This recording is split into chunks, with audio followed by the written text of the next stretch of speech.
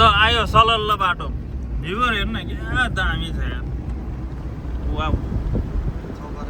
चौपारीमा कस्तो चौपारी कस्तो ठुलो चौपारी यार चौपारीमा मान्छेहरू छैनन् है शीतल तापेको कस्तो दामी भ्यू छ यार यसलाई चाहिँ टिकटकरवाला आएर भाइरल किन गराएनन् ओके चौर कस्तो राम्रो है कस्तो ठुलो चौपारीहरू पनि कस्तो राम्रो आहा त्यो पारी हो क्या हाइवे त्यो चाहिँ लमजुङ जाने हाइवे धुलै धुलो छ है त्यो गाइजहरू पारीको बाटो अब यहाँनिर अलिकति खराब छ अलिकति खराब छ है अलिकति यहाँनिरबाट अलिकति खराब छ त्यसपछि चाहिँ राम्रो छ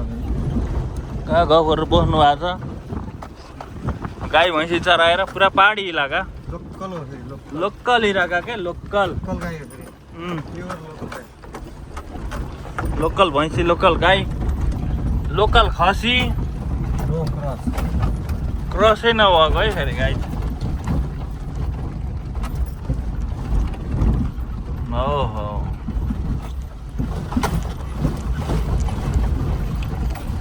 गाडीको हालत के हुन्छ अरे यति छ अब ताल रहेछ तर सुकेको ताल